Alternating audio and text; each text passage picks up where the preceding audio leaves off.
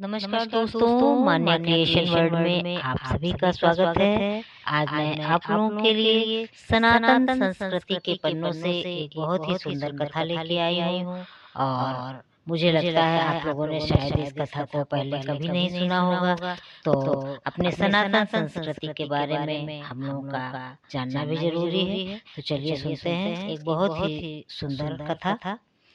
ये घटना उस समय की है जब पांडव वनवास काट रहे थे। उस बीच अश्वत्थामा कुछ समय के लिए द्वारिका में कृष्णवंशियों से मिलने गए थे। उसी प्रवास के दौरान एक दिन अश्वत्थामा के मन में यह विचार उठा कि संसार में श्री कृष्ण ही एकमात्र ऐसे व्यक्ति हैं जिन्हें सही अर्थों में अजय माना जाता है। श्री कृष्ण की अजयता का एक मुख्य कारण उनका दिव्य सुदर्शन चक्र था, जिसे वह आवश्यकता अनुसार अपनी तर्जनी पर धारण किया करते थे। यह सोचकर अश्वत्थामा को लगा यदि किसी तरह श्री कृष्ण का चक्र उसे मिल जाए तो वह भी अजय हो जाएगा। यही सोचकर अश्वत्थामा सुदर्शन चक्र को प्राप्त करने की इच्छा लिए श्री कृष्ण के पास पहुंच गया। अश्वत्थामा ने मधुर वाणी में श्री कृष्ण से कहा, हे गोविंद, मेरे पिता द्रोणाचार्य ने कठोर तपस्या करके महामुनि अगस्त्य से ब्रह्मास्त्र प्राप्त किया था। वह अस्त्र अब मेरे पास है और मेरे पिता ने उसे चलाने की विद्या भी मुझे सिखाई है, किंतु सामान्य स्थिति में उसका प्रयोग न करने की चेतावनी भी दी है। इस कारण मैं चाहकर भी उस दिव्यास्त्र का लाभ नहीं उठा पा रहा हूँ। मेरे लिए उस ब्रह्म अस्त्र का कोई लाभ नहीं। श्री कृष्ण मुस्कुराते हुए बोले, अश्वत्थामा, तुम बहुत भाग्यशाली हो कि यह महान अस्त्र तुम्हारे पास है, परंतु तुम मुझे यह बात क्यों बता रहे हो? तब श्री कृष्ण से अश्वत्थामा बोले,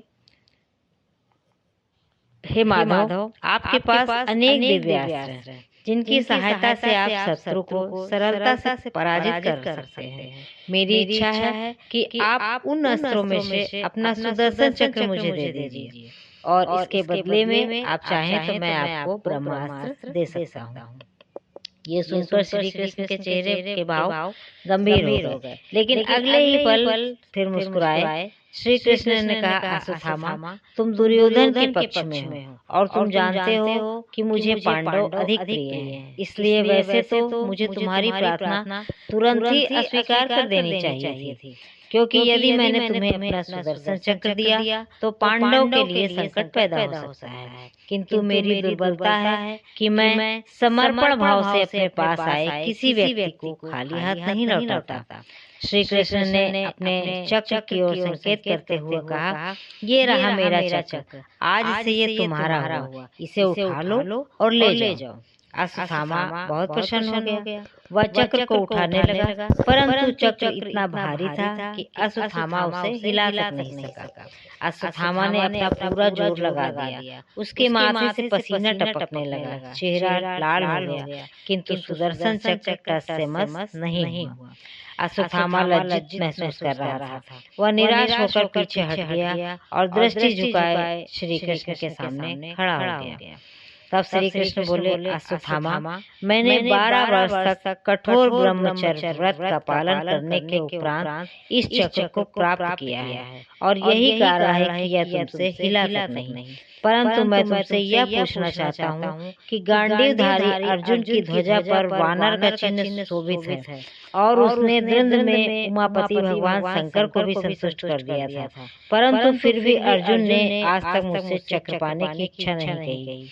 यहाँ तक कि मेरी पत्नी रुक्मणी के गर्भ से उत्पन्न प्रद्युम्न ने भी मुझसे यह चक्र कभी नहीं मांगा। तुम भरतवंशी आचार्य द्रोण के पुत्र हो, तुम्हारे पास ब्रह्मास्त्र के साथ उसे चलाने का ज्ञान भी है, तो फिर तुम्हारे मन में इस चक्र को पाने की इच्छा क्यों जागृत हुई? तुमने यह चक्र लेकर किसे पराजित करना चाहते थे? अश्वत्थामा अपनी असमर्थता पर लज्जित था। उसने श्री कृष्ण के सामने आंखें झुकाते हुए कहा कि हे प्रभु माधव, मैं जानता हूँ कि आप अजय हैं और मैं आपसे झूठ नहीं बोलूंगा। इसका एक मुख्य कारण आपका सुदर्शन चक्र है। इसलिए मैंने निर्णय किया था कि मैं आपका यह चक्र प्राप्त करके आप ही से युद्ध करूंगा और आपको परास्त करके अजय हो जाऊंगा। मुझे क्षमा कर दीजिए। यह कहकर अश्वत्थामा ने श्री कृष्ण को प्रणाम किया और हस्तिनापुर लौट गया। तो सुनिए, देखिए दोस्तों, हमारे श्री कृष्ण जी लीलाधारी कैसी कैसी लीलाएं करते थे और कभी भी अपने किसी भक्त को निराश नहीं करते थे। तो आप सभी श्री कृष्ण का ध्यान सच्चे मन से करिए। हम सभी की झोली श्री कृष्ण भरेंगे, सबका कल्याण करेंगे, सबका मंगल करेंगे। बोलो जय श्री कृष्णा। राधे राधे।